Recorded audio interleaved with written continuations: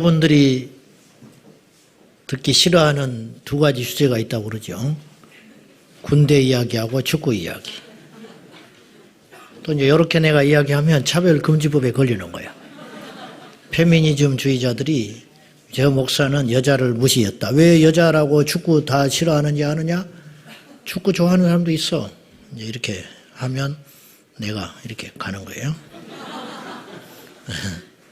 심각한 일입니다. 제일 싫어하는 게 군대에서 축구하는 이야기 하면 싫어한다잖아요. 일본이 낳은 걸출한 축구 스타가 있습니다. 나카타라고 하는 축구 선수인데, 나카타 히데토시라는 걸출한 일본을 대표하는 축구 선수가 있습니다. 지금 은퇴했지만 이 축구 선수가 훗날 이태리 프로축구단에 입단해가지고 2000년, 2001년 시즌에 자기 팀이 우승을 합니다.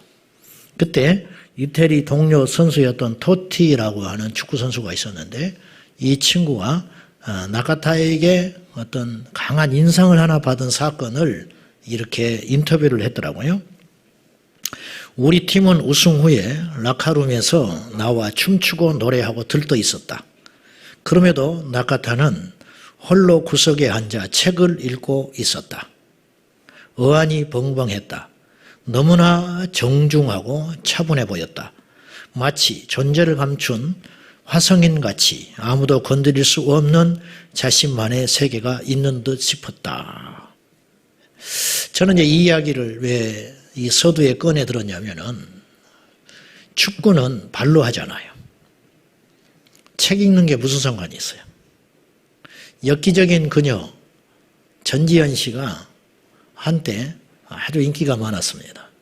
그러다가 연기력에 구설수에 올라가지고 캐스팅이 안 되기 시작했어요. 그래서 몇 년 동안 대중들에게서 잊혀진 한물간 소위 배우가 된 적이 있었어요.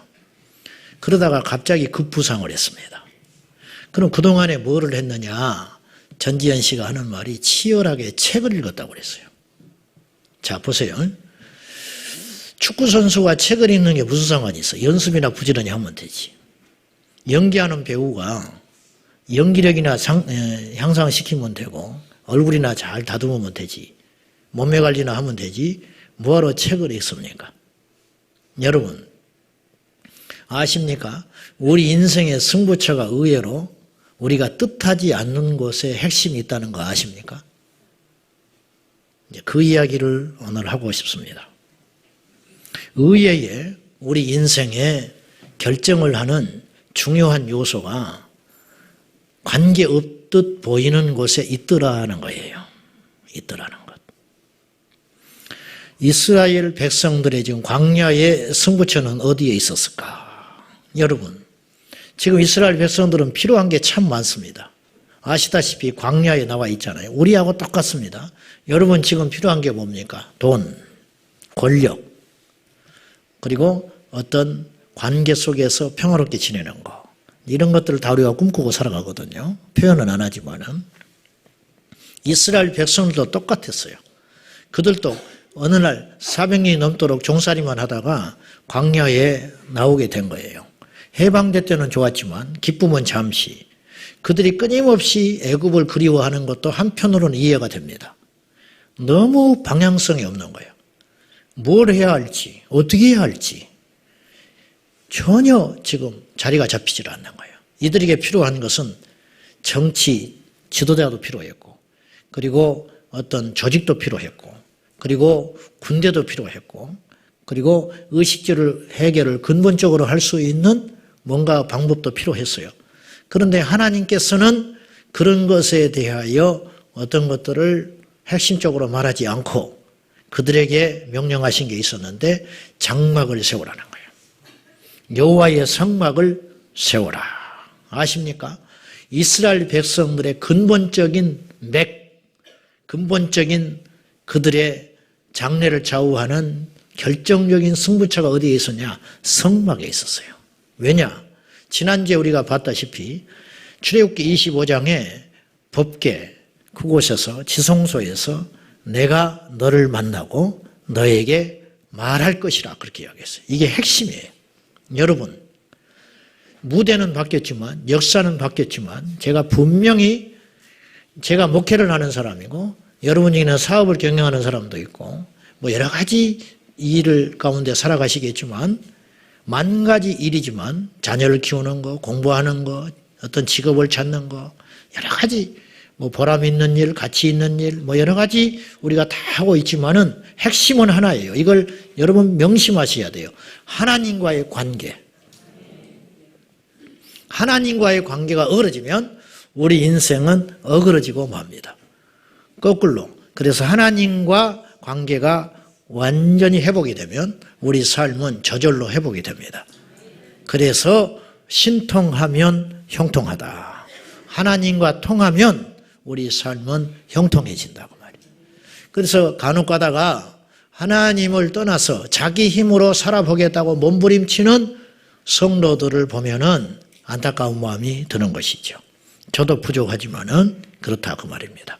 자, 오늘 이스라엘 백성들의 핵심, 이스라엘 광야 40년, 그리고 장차 그들의 미래를 좌우할 수 있는 이스라엘 백성들의 승부처, 성막의 비밀에 대해서 우리가 짧은 시간이지만 대략 살펴보므로 우리가 은혜 받고자 합니다.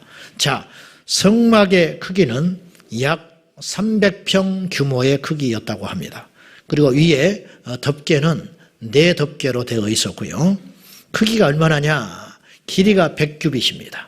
그 당시에는 알다시피 국제적으로 통일된 규격이 없었기 때문에 이스라엘 백성들은 아마도 애굽에서 쓰던 그 규격을 갖고 왔을 것인데 100규빗이라고 1규빗이라고 하는 것은 성인 남자 팔뚝에서 손끝까지의 길이. 그러니까 학자들에서 좀 차이가 있지만 저는 일단 45cm로 봐요. 그래서 이 길이가 1규빗이에요. 그 성막의 길이가 100규빗이라는 말은 45m. 길이가 45m고 넓이, 좌우의 넓이가 50규빗이었습니다. 절반, 약 22.5m. 높이는 5규빗. 그러니까 2.25m의 높이였다. 이렇게 보면 되겠습니다. 성막이 저렇게 생긴 거예요. 밖에 울타리가 또 있죠. 저건 이방인들이 들어올 수 없는 곳입니다. 밖에는 자유롭게 이방인이 있을 수 있지만 저 마당에는 들어갈 수 없습니다. 우리 성도님들이 오랫동안 교회를 다니셔도 이 구약의 일이고 너무 복잡하기 때문에 성막에 대해서 잘 관심을 갖지 않고 있는데 이 성막은 사실 큰 비밀이 있는 것입니다. 한번 살펴봅시다. 자, 성막을 일단 들어갔어요. 그럼 마당이 기다리고 있죠. 울타리를 넘어서 이제 성막으로 들어가게 되면 그 안에는 번제단이 있습니다. 이렇게 생겼습니다. 번제단이 있는데 이건 이제 분리가 되는 거예요. 가운데 저거는 석쇠. 아시다시피 번제단은 이스라엘 백성들이 제물을 끌고 가서 제사장에게 드림으로 제사장이 그 제물을 잡아 여호와 하나님께 각을 떠서 피 흘려서 똥과 내장은 밖에 버리고요. 거기 이 제물만, 순전한 제물만 불로 태워가지고 하나님께 올려드리는 곳이었습니다. 그러기 때문에 밖에 있어야죠. 불을 피워야 하니까. 그래서 청소를 하기 위해서 분리가 되어야 했고요. 그래서 밑에 불을 피우면 위에 제물을 앉혀서 태우는 거. 그러니까 저 크기는 상당히 컸습니다. 왜냐하면 소나 양을 태워서 올려야 하기 때문에. 자, 이곳에서 제물이 하나님께 드려졌는데 이스라엘 백성들이 죄를 지은 것이 생각나거든. 속죄 제사, 또 절기에 따라 제사를 드릴 때 하나님께 제물을 갖고 나왔는데 내가 이렇게 죽어 마땅하다 그 말이에요. 내가 이렇게 피 흘려야 마땅한 죄인인데 나를 대신하여 이 제물을 태워서 하나님께 올려드리니 하나님께서 받아주십시오. 이런 의미예요. 이걸 뭐라고 그러냐면 대속한다 그렇게 말해요. 대신 속죄를 받는다. 그럼 우리의 대속 제물이 있습니다. 예수 그리스도. 단번에 드려진 제물이 있었다. 성경은 놀라운 책입니다. 성경은요, 아기가 딱딱 맞아떨어지는 책이에요. 사도 요한은, 예수님의 제자 요한은 예수님께서 세례 요한이죠. 세례 요한은 예수님께서 세례를 받으러 오는 걸 보고 뭐라고 요한복음 1장에서 말을 했냐면 보라, 주목해봐라 말이죠. 우리도 다 봐야 돼. 보라, 세상 죄를 지고 가는 하나님의 어린 양이로다. 그러니까 구약의 그들의 조상들이 죄를 제물에게 전가시킨다고 했는데요. 죄가 자기에게서 이렇게 옮겨지는 거예요. 그리고 옮겨져서 이 제물이 죄인이 대신하여 죽어서 하나님께 그 진노를 풀듯이 예수께서 저와 여러분의 죄를 대신하여 십자가에서 죽어주셨다. 그러므로 저 번제단은 무엇을 의미하냐면 십자가를 상징하는 것입니다. 십자가를 상징하는 것. 그 다음에 마당에 또 하나 있는 성물이 있었습니다. 그게 무엇이냐?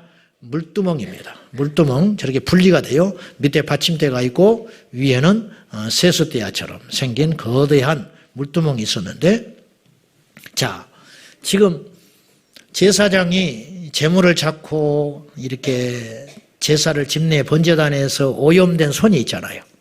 제물에 부산물을 만지고 피가 묻어 있기도 하고, 그리고 이 성막이 지금 장막이 광야에 있어요. 그러니까 바닥이 먼지가 올라옵니다. 그러면 제사장의 손과 발이 의복이 더럽혀져 있습니다. 이걸 씻는 곳이 어디냐? 물두멍에 가서 씻으라. 거룩하게 한 다음에 어디로 들어가는가? 성소로 들어가는 겁니다.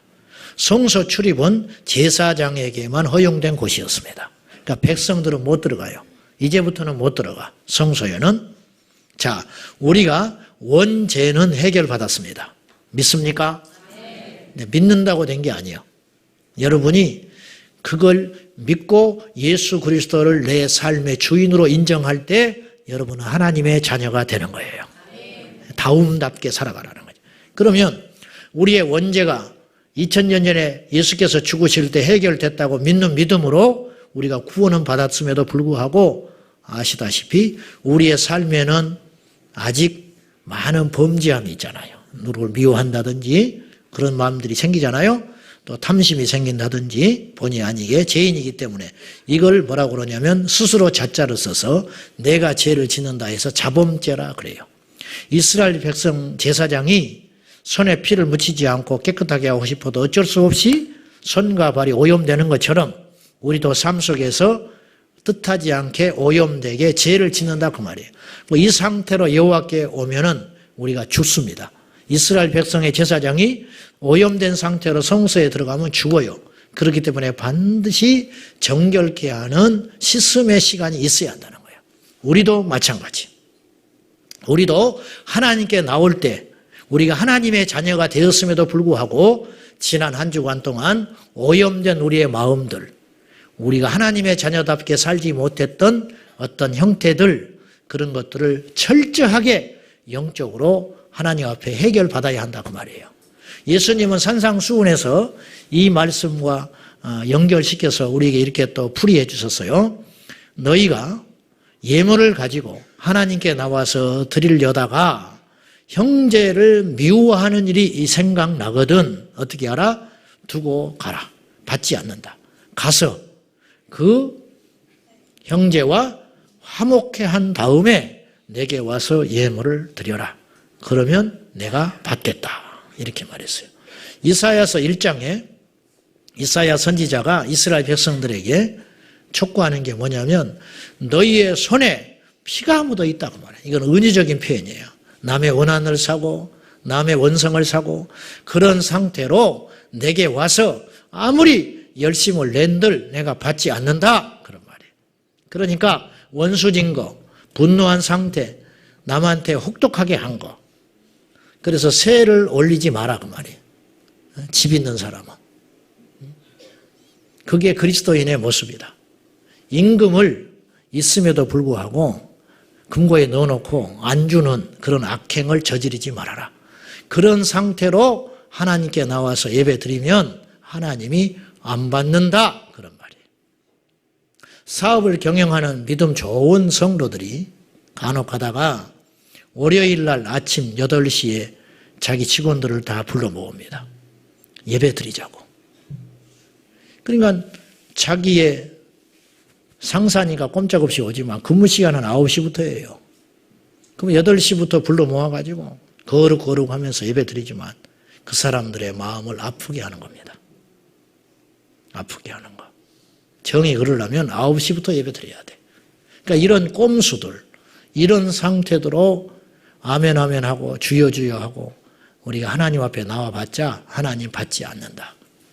무슨 말인지 아시겠죠? 이런 일들이 도처에 행해짐으로 인하여 우리 그리스도인들이 복음에 큰 방해가 일어나고 있다. 그런 말이죠. 원한관계, 상대방에게 받는 어떤 비방들 이런 것들을 다 해결하라. 그런 말이에요. 자, 그리고 이제 제사장들이 성소에 들어갑니다. 성소에 들어가면 오른쪽에 떡상이 있고 왼쪽에 등잔대가 있고 중앙에 분향단이 존재하고 있었는데 떡상이 저렇게 생겼습니다. 떡상이 저렇게 생겼는데 저 동그랗게 6덩어리씩 2개로 나눠져 있는 12덩어리는 떡인데 이건 매 주일마다 한 번씩 제사장이 들어가서 그 떡을 바꿔놓게 돼 있었는데요. 저 12덩어리 떡은 뭘 상징하느냐? 첫째는 12덩어리는 이스라엘의 12지파를 상징하는 것이고 12는 완전 숫자예요. 3이 완전 숫자입니다. 성부, 성자, 성령, 삼위일체 하나님. 4가 완전 숫자입니다. 동서남북. 그래서 3, 4, 12, 3, 4 플러스하면 7. 그래서 7이 완전 숫자. 12가 완전 숫자. 예수님의 제자가 12이었죠. 그래서 7에서 하나 빠진 6이 사탄의 숫자입니다. 비슷하지만 아닌 거. 이게 미혹이에요. 이 땅에 하나님이 아닌데 하나님 노릇하고 있는 존재들. 이게 마귀예요. 그래서 우리를 미혹한다. 이제 그 말이에요. 그래서 흔히 6을 마귀의 숫자라. 그래서 요한계시록 13장에 짐승의 표가 666이라. 그렇게 표현을 했죠. 자, 사람은 떡 없으면 죽습니다. 장사가 없습니다. 인격? 필요 없어요. 배고프면 죽는 거예요. 인류의 생존에 있어서 필수 불가결한 것은 떡이라 그 말이에요. 저 떡은 뭘 상징하느냐? 예수 그리스도. 예, 예수님이 친히 내가 생명의 떡이라 그렇게 말씀하셨어요. 자, 요한복음 6장 55절과 57절까지 예수님께서 친히 말씀하시기를 엄청난 이야기를 하셨어요. 자, 보셔요. 시작. 내 살은 참된 양식이요 내 피는 참된 음료로다. 내 살을 먹고 내 피를 마시는 자는 내 안에 거하고 나도 그의 안에 거하나니 살아계신 아버지께서 나를 보내심에 내가 아버지로 말미암아 사는 것 같이 나를 먹는 그 사람도 나로 말미암아 살리라. 자, 예수님께서 말씀하시기를 나를 먹으라고 말씀하시는. 우리 입장에서는 황당하지요. 지금 2000년 전에 죽으신 예수님을 우리가 볼 수도 없을 뿐더러 계신들 어떻게 그분을 우리가 살을 뜯어먹고 피를 마시겠습니까? 이건 당연히 상징적인 표현인데요. 자, 우리가 이 물을 내가 마시면 밖에 있는 물이 내 안에 들어오게 됩니다. 이게 마신다는 표현이죠. 우리가 예수를 먹는다는 것은 내 영이 예수를 구주로 받아들임으로 내가 죽지 않고 살아가며 내 안에 예수님을 모셔드리는 은유적인 표현으로 예수를 먹으라. 예수의 피를 마시라. 예수를 믿으라. 그런 말입니다. 그러니 모든 인류는 예수 그리스도가 필요합니다. 떡이 필요하듯이 예수 그리스도를 먹지 않으면, 예수 그리스도를 믿지 않으면, 예수 그리스도를 만나지 않으면, 영접하지 않으면 우리 영은 죽습니다. 이걸 의미하는 것이다. 그런 말이에요. 참 하나님이 위트가 있으신 분이에요. 성경에 그런 것들이 곳곳에 나오는데요. 자, 무슨 말이냐? 예수님이 이 땅에 떡으로 오셨다고 그랬죠. 떡. 예수님이 태어난 곳이 어디입니까? 1번 예루살렘, 2번 베들레헴. 어디요? 베들레헴. 예수님이 베들레헴에 태어나셨어요. 베들레헴이라는 말은 베이트라는 말과 레헴이라는 두 단어가 복합된 단어입니다. 베이트라는 말은 집이라는 뜻입니다. 그리고 레헴이라는 말은 떡 혹은 고기라는 뜻도 갖고 있습니다. 그러므로 베들레헴이라는 말은 무슨 말이냐? 떡집. 예수님이 어디에 오셨어요? 떡집에 오셨다. 그러면 떡집에서는 뭘 만들어요? 떡을 만들지. 빵집에서는 빵을 만들고. 그렇지 않습니까?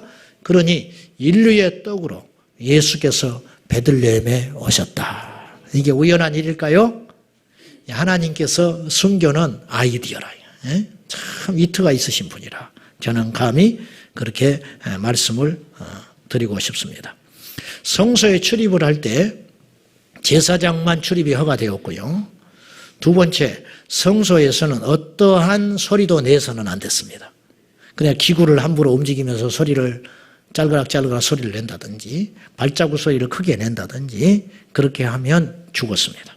보십시오. 우리가 하나님의 전에 드나들 때 요새는 하도 자유분방한 시대가 됐기 때문에 신앙조차도 그렇게 됐는데 지금 우리가 하나님의 은혜로 신약의 시대에 예수님의 은혜로 우리가 오고 있는 건 사실이지만 그 정신은 우리가 쇠퇴하면 안 돼요. 이를테면 예배 시간에 성전에 드나들으면서 경거망동을 한다든지 그렇게 해서는 안 된다. 제일 경건한 복장으로 가장 최상의 것들을 하나님께 드리는 자세로 나와야 하고 핸드폰이 울리고 또 핸드폰이 울리면 또 받아요. 예배 시간에 나 예배 중이라고. 옛날 같으면 죽었어. 그냥 하는 말이 아니고. 그리고 제가 설교를 하면 가끔 이런 분들이 있어요. 그 습관 고치세요. 설교를 하면은 옆 사람한테 맞지 목사님이 맞지 내가 그때 그 말 했잖아 목사님 똑같이 말하지 이렇게 해요. 옛날 같으면 죽었어. 그러니까 지금 제가 무슨 여러분을 경직시키려고 하는 게 아니라 우리 아이들도 마찬가지. 예배 시간에 이건 예배인지 시장인지 몰라요. 그럼에도 불구하고 집에서 전부 하나나 둘을 키우니까 뭐라 하면 그냥 부모가 시험 들어서 교회를 떠날까 봐 그렇게 하는데 결과적으로 그래서 얻을 게 아무것도 없다고 말이에요. 어릴 때부터 잡아야 돼요. 그런 모습으로 하나님 앞에 경건미를 잃어버리면 결국은 망하는 것은 우리다 그 말이에요. 그걸 기억하시고 어쩔 수 없이 우리가 현대사회 속에서 그렇게 살아가지만 우리의 정신과 마음은 하나님 앞에 나올 때 진중하고 흐트러지지 않는 자세 이것이 엄격해야 된다 그런 말이요. 목사는 설교인지 만담인지 모르고 농담이나 하고 앉아있고 성도들은 지쳐가지고 풀이 빠진 상태에서 맥없이 예배나 드리고 앉아있고 이것은 하나님의 임재를 기다리는 진정한 교회의 모습은 아니다 그런 말입니다. 그래서 내가 누차 말했어요. 익숙한 것에 대하여 조심해야 된다. 나는 뭐 여기 10년 동안 교회 다녔고 내가 모태로부터 30년째 예수 믿는 사람인데 뭐 예배 이런 자세를 가지고는 하나님 만나지 못한다. 그런 말이에요. 엄중하시기를 바랍니다. 교회는 속된 곳이 아니고 세상의 일체의 잡음과 다툼의 소리가 나서는 안 되는 곳이라는 거 기억하시기를 바라겠습니다. 자, 그 다음에 왼쪽에는 등잔대가 있습니다. 왼쪽에 지금 성소에 우리가 들어와 있는 거예요. 성소 왼쪽에 등잔대. 흔히 저걸 촛대라고도 이야기를 하는데 저기는 초를 꽂는 게 아니고 실상은 등잔에 기름을 넣고 심지를 꽂아 놓는 것이기 때문에 등잔대가 더 정확한 표현이다. 그렇게 말씀드릴 수 있습니다. 저 등잔대를 만들 때 특이한 것은 저게 만만치 않잖아요. 부살렙과 올리압이 성막을 만들었는데 저걸 쳐서 만들으라고 그랬어요. 저걸 각자 만들어서 이어붙이면 훨씬 좋을 텐데 순금을 쳐서 만들어라. 저 등잔대 역시 예수 그리스도를 상징합니다. 왜냐? 저게 7 등잔대잖아요. 좌우에 3개 가운데 하나 그리고 쳐서 침을 당하면 고통받는 거예요. 연단. 예수께서 이 땅에 오셨을 때 인류의 죄 때문에 고통받으시고 인자는 머리 둘 곳이 없다. 피곤하시고 지쳐있는 모습으로 십자가까지 지셨는데 예수님의 그 고난을 상징하는 것이고 저 심지가 태워짐으로 빛을 내는 것이죠. 성소에 원칙이 하나 있었는데 해가 지면 반드시 저 등잔대에 불을 피워야 했습니다. 이것을 하는 역할을 하는 사람이 누구냐면 제사장이었어요. 그러니까 1년 365일 저 등잔의 불을 밤에는 켜놔야 했어요. 빛이 대신 예수 그리스도, 이걸 상징하는 거예요.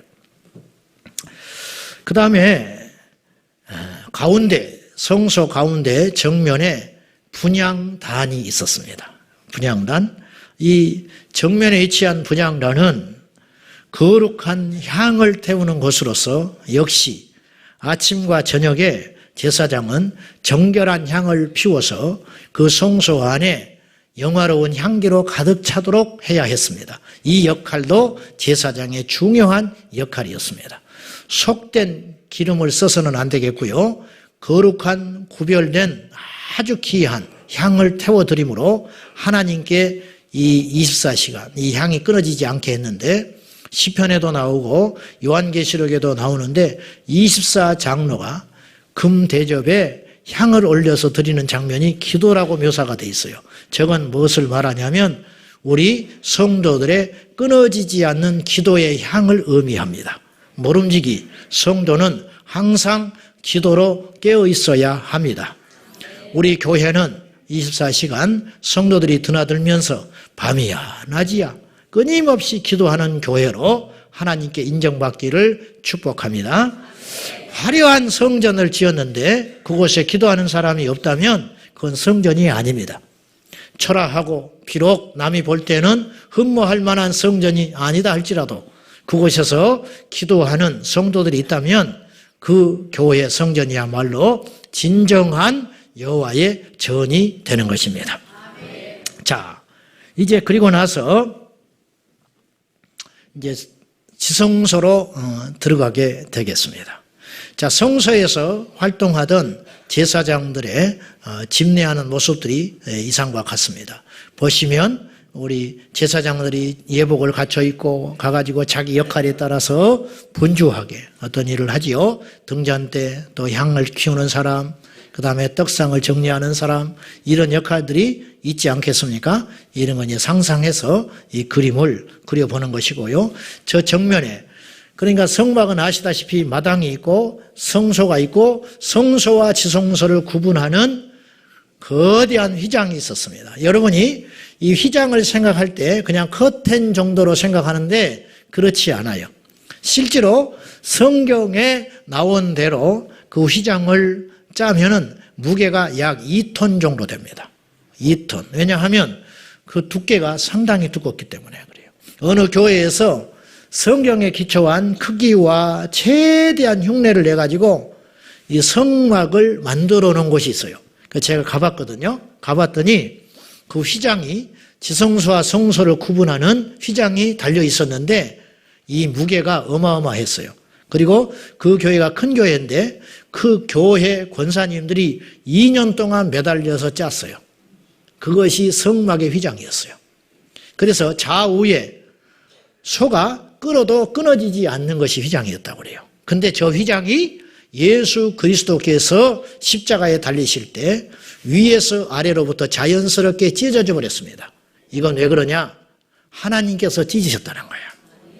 찢으심으로 유대인 그리고 아브라함의 소수의 혈통으로만 유지되던 하나님을 믿음으로 구원받는 이 엄청난 은혜의 역사가 모든 전 세계 이방인들하고 예수께서 십자가에 죽으심으로 누구든지 예수만 믿으면 혈통과 종족을 초월하여 구원 얻는 길을 하나님께서 열어놓으셨다는 엄청난 상징이 되는 것입니다. 여러분, 우리가 의로워서 이 자리에 있다는 것이 절대 아니라는 거예요. 나는 저도 몹시 교만한 사람 중에 하나지만 교만한 사람은 정말 답이 없다고 봐요. 목이 곧은 백성. 뭐가 그렇게 잘났어요? 하나님 앞에. 재벌이면 뭐 하겠어요? 배웠으면 뭐 하겠습니까? 다 우리가 죄인이에요. 하나님의 은혜가 아니면 주의 성소에 올 수 없는 지옥의 멸망길로 가야 할 심판받아야 할 대상이라 그 말이에요. 그래서 비판하지 마라. 판단하지 말아라. 우리가 다 죄인이라. 우리가. 긍휼에 풍성하신 하나님께서 저 휘장을 찢어 놓으심으로 모든 백성들에게 구원을 허락하셨기 때문에 오늘 이 자리가 우리에게 허락된 시간인 걸 기억하셔야 됩니다. 그래서 이제는 저 성소의 출입이 자유롭게 됐다 그 말이죠. 그래서 지성소로 들어가는 거예요.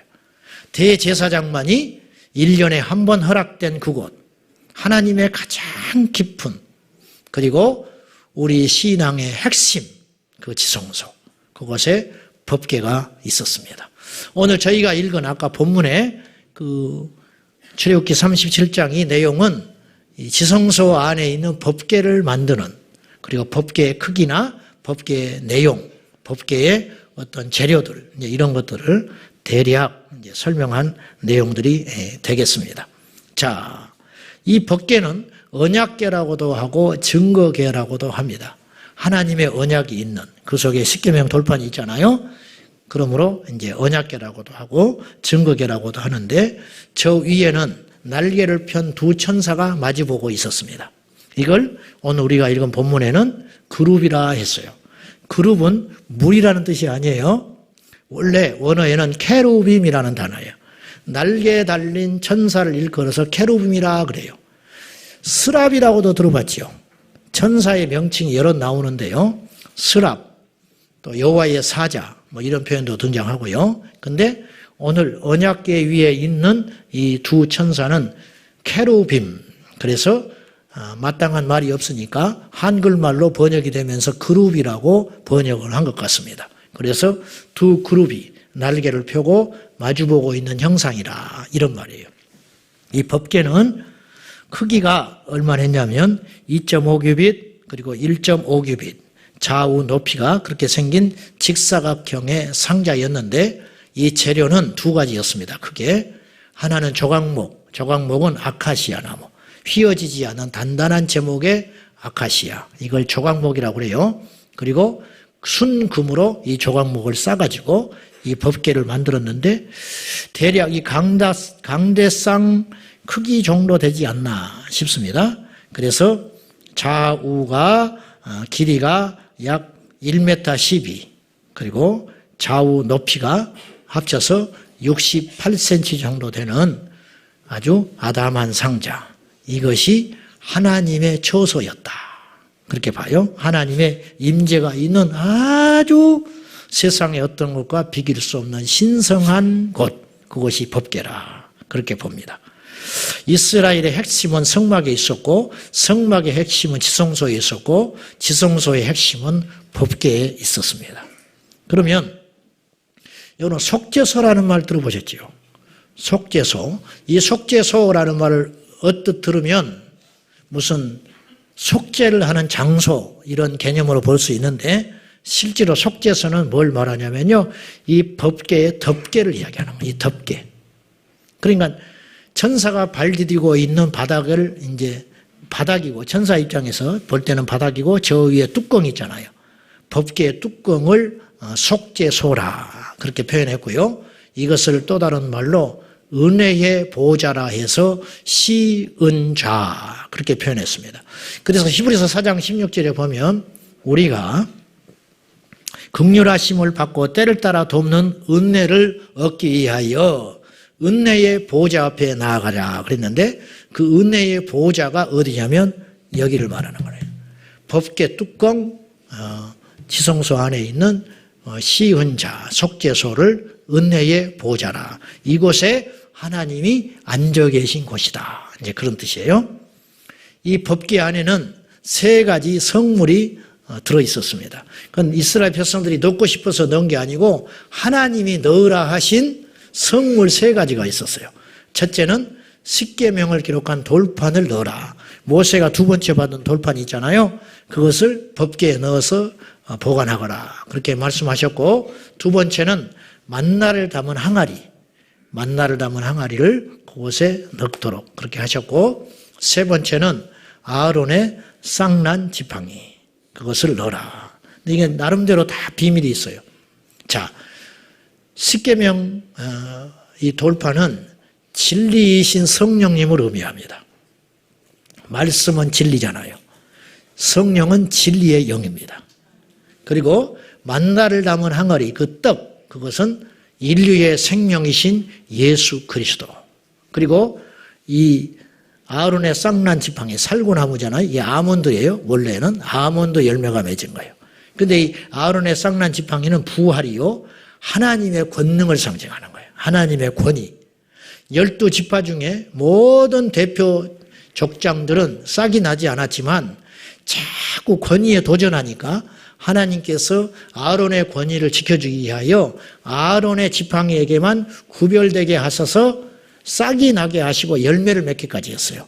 이거를 간직함으로 하나님의 권위, 이것을 하나님께서 가르치려고 하는 목적이에요. 그러므로 이것은 하나님의 본성을 의미합니다.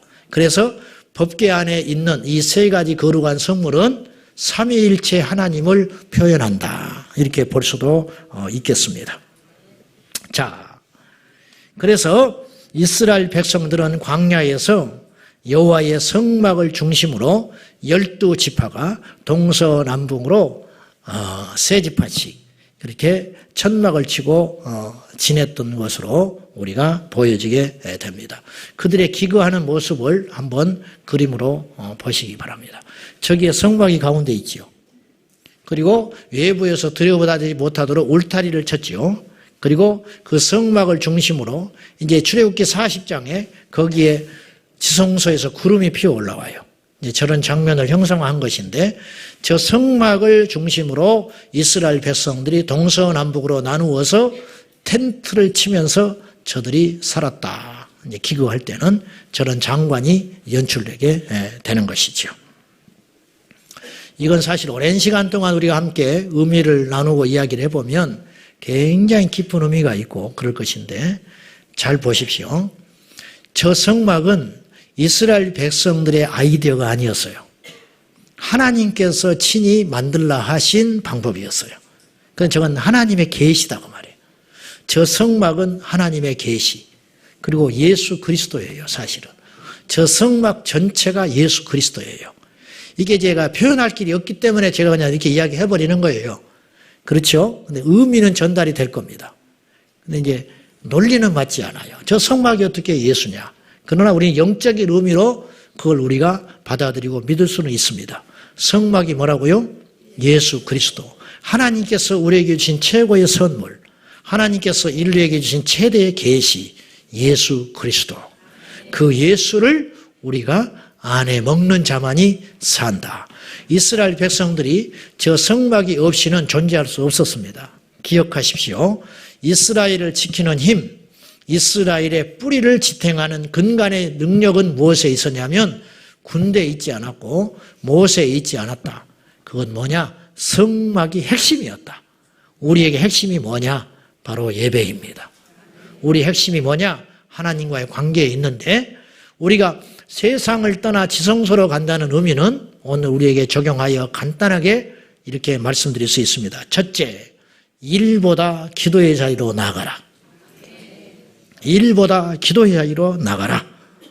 스펄전 목사님이 이런 말을 했어요. 사역자들에게 하루 종일 신방하는 거 힘든 일이지만 할 수 있다.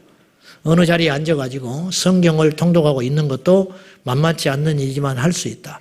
그러나 밤새워 여호와의 제단에 엎드려 기도하는 일은 얼마나 귀하고도 어려운 일인가, 그렇게 이야기했어요. 여러분, 일하는 게 쉬워요? 기도하는 게 쉬워요?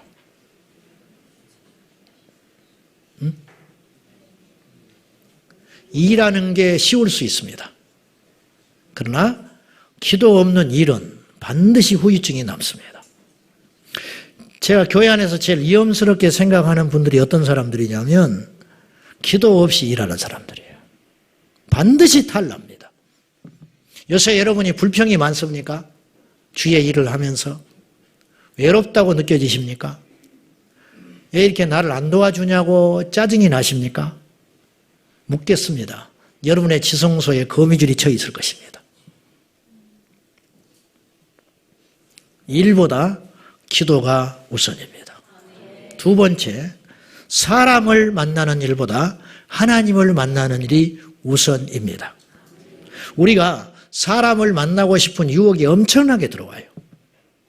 이상하지요? 사람하고 말하면 2-3시간이 금방 가버리는데, 여러분이요, 사람을 만나는 게 효과적입니까? 하나님을 만나는 게 효과적입니까? 알기는 이렇게 잘 알아. 우리가 사람 만나는 일을 이제는 그만해야 돼요. 우리에게 주어진 시간은 한계가 있거든요. 이 시간들을 사람을 만나고 풀고, 그러니까 우리가 유혹을 많이 받아요. 뭐냐? 그냥 말을 해버리고 싶은 유혹. 뭔가 내가 나서서 뭔가를 해결하고 싶어 하는 유혹들. 그런 일로 인하여 일시적으로 어떤 일이 되는 것 같지만 결과는 번번이 실패와 좌절로 돌아온다는 것을 우리는 누차 느끼고 있습니다. 기억하십시오. 사람 만나는 일을 이제 그만하십시오. 그리고 그 시간들을 쪼개어 여호와께 나아가십시오. 하나님을 만날 때 우리 삶은 풀어지게 될 것입니다. 하나님을 만날 때 우리의 역사가 일어나게 될 것입니다. 인도의 선교에서 했던 기도하던 하이드는 그의 별명이 기도하는 하이드.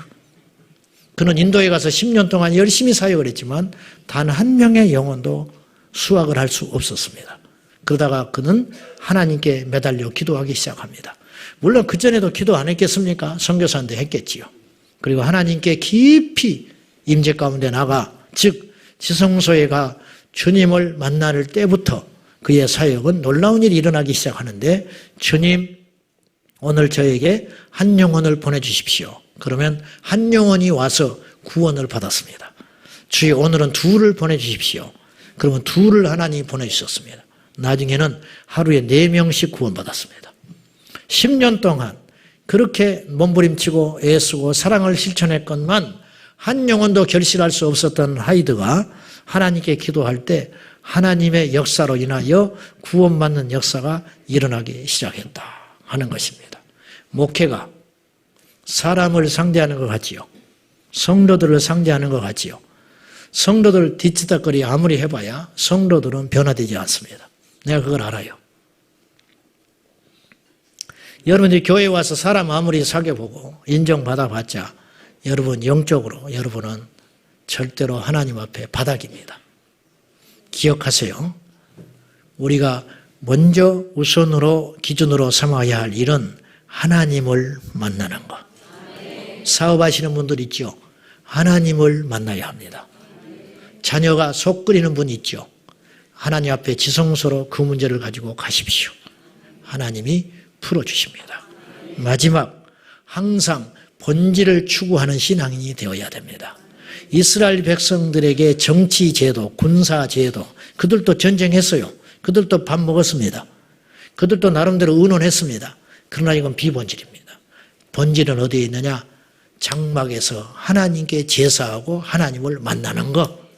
그러므로 예수 믿는 우리들은 얼마나 엄청난 파워를 가진지 아세요? 하나님을 내 인생의 파트너로 삼은 거예요. 이래도 예배가 짐입니까? 이래도 교회 앞에 나오는 것이 여러분이 큰 인심 써야 할 일입니까? 이 생각 자체를 빨리 바꾸라고 말이에요. 빨리 바꾸라. 하나님이 우리를 만나기 위해서 불러주시는 거예요. 이 시간을 무엇으로 바꿀 수 있겠습니까? 자, 본질. 바벨탑을 쌓지 말고 사람의 평가와 명상과 효과를 따지지 말고 하나님이 원하시는 본질적 삶을 추구하는 것이 믿음이다. 그런 말이에요. 예를 들어 봅시다. 우리 교회가 앞으로 10년 안에 10,000명이 모이는 교회가 될 것입니다. 이렇게 선포하는 것이 그럴싸하지만 이건 본질은 아니라고 말해요. 본질. 우리가 불현듯 이런 실수들을 하는데 본질은 뭐냐? 이렇게 말을 해야 돼요. 앞으로 10년 안에 우리 교회는 100명의 선교사를 파송할 겁니다. 이게 본질이다 그 말이요. 성도가 100명이라도 100명 파송할 수 있어요. 그러나 성도가 10,000명이 모여도 선교사 한 가정도 파송 못할 수 있어요. 그러니까 본질이 중요해요. 본질. 여러분 돈 왜 벌어요? 응? 여러분 왜 돈을 버냐고? 왜 그렇게 성공하려고 그러세요? 어디로 여러분이 지금 달려가고 있습니까? 왜 그렇게 교회를 열심히 다니십니까? 저는 목회를 왜 합니까? 큰 교회를 하기 위해서 택도 없는 소리다. 그래서 하나님 없는 큰 교회 하면 뭐 할 건데? 나중에는 머리만 깨져버리게 아픈 거예요. 그렇지 않아요. 저와 여러분 다시 한번 지성소로 가서 우리가 왜 믿는지, 우리 신앙의 본질이 무엇인지 뭔가 열심히 하다 보니까 본질을 잃어버리는 날이 올 수 있다 그 말이에요. 그때가 위기라는 걸 꼭 기억하시고 귀 있는 자는 들으십시오. 이해되시면 아멘 한번 하세요. 우리 모두 세상을 떠나서 지성소로 가서 주님을 만나는 인생의 승부처, 이것을 회복할 수 있기를 축복합니다. 말하지 마십시오. 떠들어대지 마십시오. 잠잠히 우리 모두가 지성소에 가서 주님과 함께 인생의 승부를 거는 저와 여러분 되시기를 축복합니다. 기도하겠습니다. 하나님, 세상을 떠나면 신앙인이 되고 지성소를 떠나면 우리는 종교인이 됩니다. 주여, 종교인 되고 싶지 않습니다. 참된 믿음의 신앙인 되고 싶습니다. 거미줄이 가득 찬 우리의 지성소를 주님의 이름으로 선포하고 청소하며 그곳에서 주를 뵙기를 소원합니다. 주여, 우리 온 성도들 이 지성소의 비밀을 알게 하시고 여호와의 성막을 사모하게 하여 주시옵소서. 예수님의 이름으로 기도하옵나이다.